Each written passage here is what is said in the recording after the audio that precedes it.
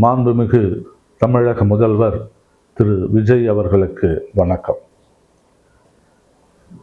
பஞ்சபூதங்கள்னு சொல்லக்கூடிய நிலம், நீர், நெருப்பு, காற்று, ஆகாயம், இந்த நிலத்தை, மீதம் இருக்கக்கூடிய நிலத்தை, எவ்வளவோ மண்வளம் கெட்டு போயிடுச்சு.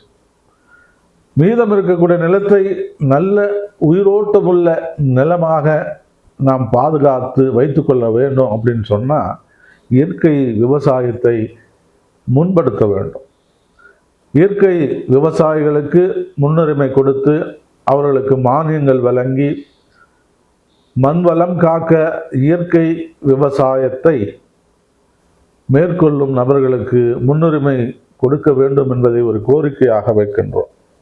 அதே போல நீர் மேலாண்மை, எத்தனையோ வகையான நீர்நிலைகள் ஆக்கிரமிப்பு செய்யப்பட்டு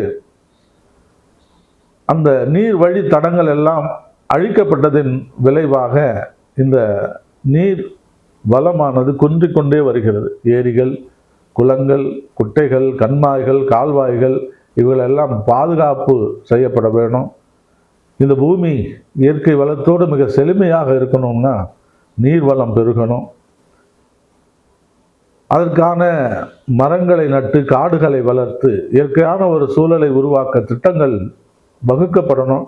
உங்களுக்கு தெரியாததில்லை, இருந்தாலும் கோரிக்கை வைக்கக்கூடிய ஒரு வாய்ப்பை ஏற்படுத்திய ஒரு முதல்வராக தாங்கள் இருக்கிறீர்கள். அந்த வகையில் இது எல்லா முதல்வர்கிட்டும் எல்லாரும் கோரிக்கையெல்லாம் வைக்க முடியாது. ஆனால் அப்படிப்பட்ட ஒரு சூழ்நிலை இப்பொழுது நிலவுகிறது. கோரிக்கை தாராளமாக வைக்கலாம் அப்படிங்கிற மாதிரியான ஒரு சூழ்நிலை. நெருப்பு தத்துவம்னு பார்த்தீங்கன்னா, உலகம் வெப்பமயமாதல், ஒவ்வொரு வருடம் வெப்பத்தினுடைய அளவு அதிகரித்து கொண்டே தான் வருது. குளோபல் வார்மிங், இதை தடுக்க காடுகளை பெருக்க வேண்டும். இப்போ மணல் இல்லை, அதனால் மலைகளை, பாறைகளை வெட்டி வெட்டி எம் சாண்டு, பி சாண்டுன்னு நிறைய உற்பத்தி செய்யப்படுறோம். குன்றுகள் காணாமல் போயிடுது. இதற்கு மாற்று ஏதாவது இருக்கிறதான்னு தயவு செஞ்சு யோசிக்கிறோம் இந்த இடத்துல. ஏன்னா மலைகள் அழிக்கப்பட்டால் மழை பொழியாது. குடியிருப்புக்கு வீடுகள் தேவைதான், ஆனால் அந்த காலத்தில் எப்படி கட்டுனாங்க? அந்த கட்டடக்கலை என்ன? இப்போ குன்றுகளை எல்லாம் குடைந்து குடைந்து பாறைகளை எல்லாம் வெட்டி எல்லாம் தோள்கள்லாம் மாறந்து வீடுகளை கட்டிட்டா மழை பொழியாதே, நீர்வளம் குன்றி போயிருமே. அதுக்கு நாம் என்ன செய்ய போகிறோம்? அப்போ இயற்கை சார்ந்த மரங்களை நடுதல், காடுகளை பெருக்குதல், இருக்கக்கூடிய காடுகளை பாதுகாத்தலே உலகம் வெப்பமயமாதலை தடுக்க முடியும்.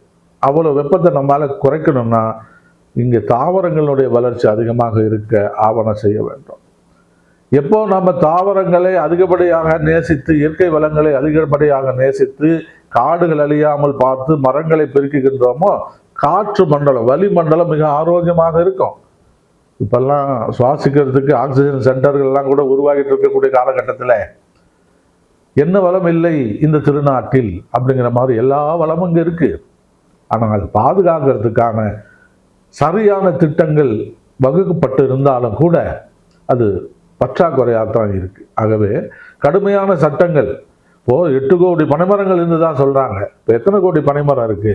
எப்படி ஒரு சந்தன மரத்தை வெட்டுறதுக்கு ஒரு தண்டனை சட்டம் இருக்கிறதோ அதுபோல பனைமரம் வெட்டுவதற்கும் கடுமையான தண்டனை சட்டத்தை விதிக்க வேண்டும். ஏன்னா பனைமரங்கள் பாதுகாத்தா இயற்கை வளங்கள் பாதுகாக்கப்பட முடியும்.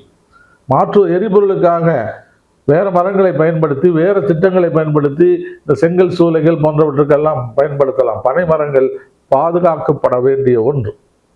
ஒரு காற்று மண்டலம் நல்லா இருக்குன்னா ஆகாய மண்டலம், ஓசோன் போன்ற அந்த அடுக்குகளிலே பாதிப்பு இல்லாமல் நம்மால் காப்பாற்ற முடியும்.